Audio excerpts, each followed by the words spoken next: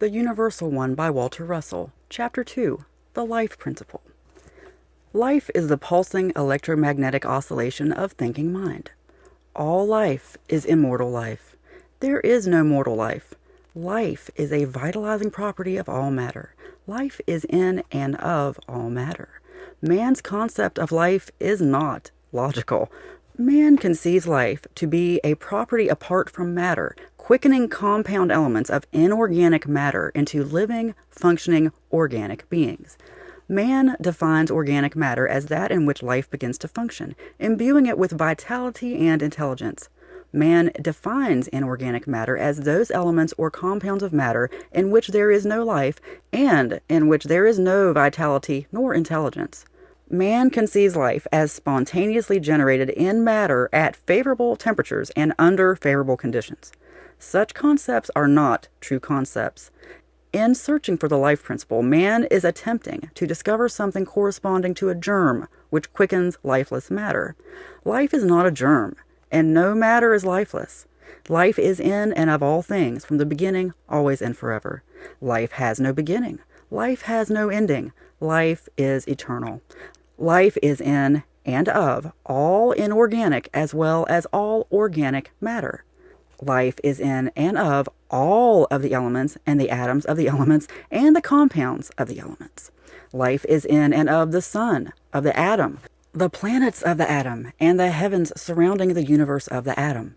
Life is the effect produced on the substance of mind by the sequence of alternating electromagnetic pulsations which constitute the process of thinking. The progress of this effect is registered in integrating light and manifests itself in that orderly periodic phenomenon inherent in all matter and all things which man calls growth.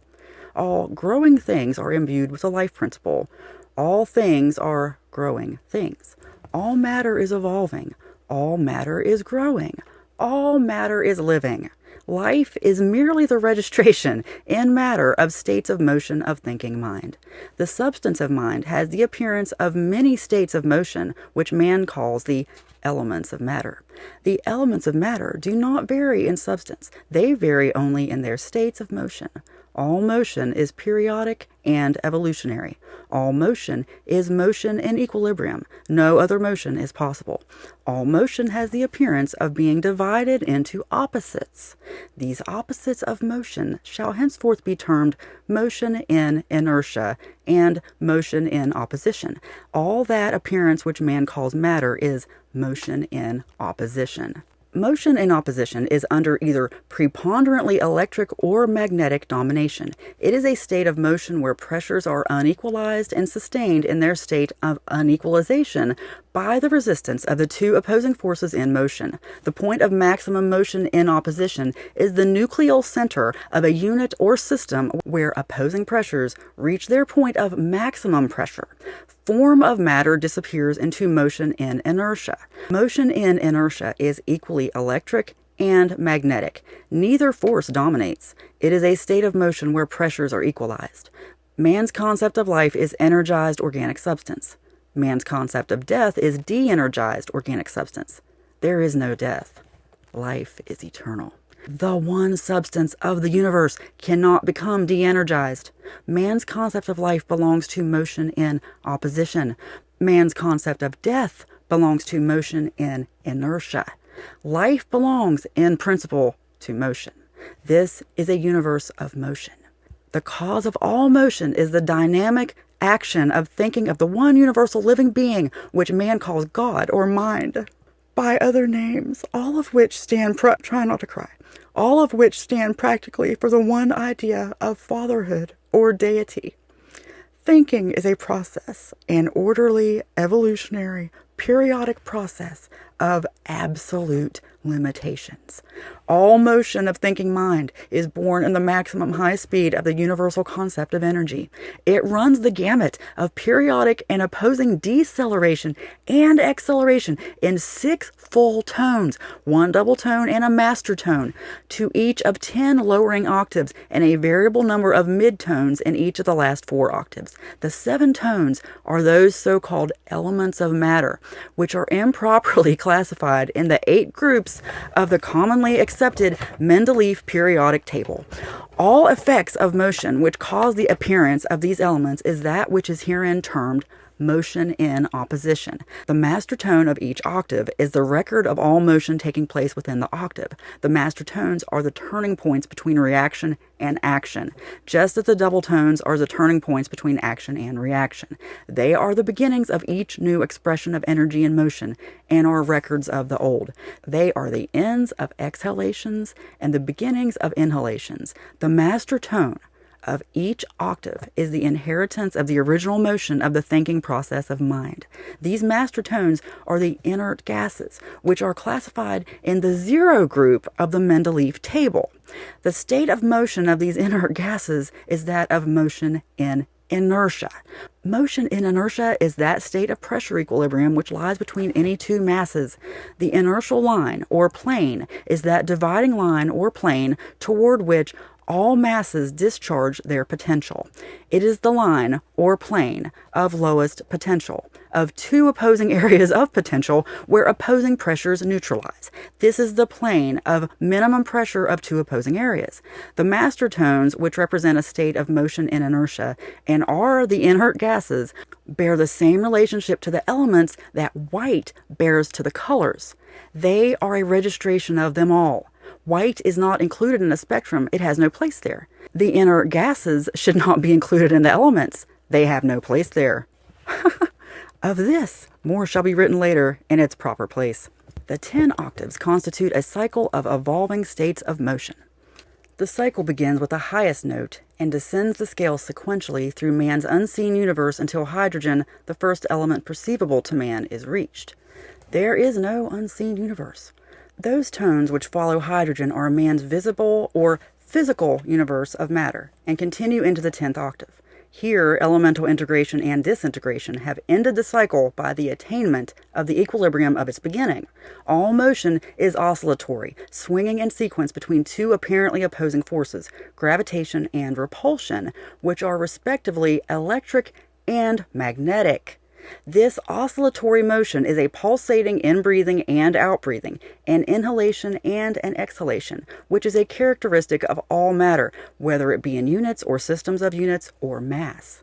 These 2 apparently opposite forces are the father-mother forces of mind, which, added together, make but the one force. There is but one pendulum to the cosmic clock. All the so-called created universe of matter is but the effect of these 2 apparently opposing male-female forces exerting their opposition. All motion in opposition is both gravitative and repulsive. This is characteristic of all matter. Motion at the inertial line or plane where mass disappears is neither gravitative nor repellative. Hence, the master tones, which register effects of motion on this line or plane, should not be included in the table of elements. All matter is characterized by periodic and alternating opposites of motion in sequence. Each opposite force is the cause of the other. Opposition is a characteristic appearance of all effects of motion and has no existence other than as an appearance. In inertia, this appearance always disappears. Motion and matter must not be confounded. Matter, as man understands matter, is only an appearance due to states of motion. The creation of form in matter is the apparent integration of those things which are and always have been. The decreation of form in matter is the apparent disintegration of apparently integrated things. Creation is transmutation or integration of the one simple, indivisible substance into the appearance of many complex substances and things. Creation may be likened unto the assembling of a few letters of type for the printing of a very complex idea. Decreation may be likened unto the redistribution of type after it has served its purpose of giving expression to idea on the printed page. Matter is light crystallized into the complex idea of this universe, exactly as literature is type assembled into the complex ideas of a library. Matter is the registration medium of light, just as letters are the registration medium of literature. Matter is light gravitationally assembled into the appearance of form, and radially disassembled into the disappearance of form. The assembling process is what man calls life. The disassembling process is what man calls death. Light exists as light, always and forever. All matter is but a variation of the state of light due to variation of dimension of the evidence of motion and the wave by which all motion is expressed. To man, matter means the complexity of many substances and many things. Complexity and variability belong to motion and not to substance. There is but one unchanging substance. The appearance of change does not belong to substance but to motion. Man lives in a universe of motion, a universe of appearances and illusions, which deceive him except for those simple, obvious illusions with which he has become. Man will stoutly aver that matter changes and that there are many substances, but he would not dream of contending that the moon runs along the road behind the trees as he runs. Yet one contention would be as reasonable as the other. Matter and mind and light and energy are eternal. They are constant. They are cause. Form and motion are illusions. They are fleeting. They are effects. The above is a reproduction of the Mendeleev periodic table of the elements as published in the modern textbooks. It is the present chemical record of the visible universe or the range of matter within the perception of man as of the year 1904, and to which very slight modifications have been added. It is correct only in the orderly periodicity of atomic weight, which is mass dimension. In all other dimensions and periodicities, it is wrongly arranged. There is no eighth group. All marked with a circle are out of place in octave periodicity, and those marked with an X are properly placed. The inner gases of the zero group are incomplete, and 3.5 octaves are missing. This chart is not a workable or practical chart for chemists' use, for it in no way relieves them of the necessity of experimenting in their laboratories to find out which should be known in advance of experimenting. All periodicities of all effects of motion can be properly arranged on a workable and dependable chart, such as that which has been herein published. Incomplete as this chart is, Duncan says it is of the new knowledge. This periodic law of the atoms is God's alphabet of the universe. By means of it, and by means of it only, can we ever hope to spell out the history and the future of creation. It lies here before lacking only the master word, the open sesame, to creation. And, who knows, to the Creator too. That was Chapter 2 of The Universal One by Walter Russell.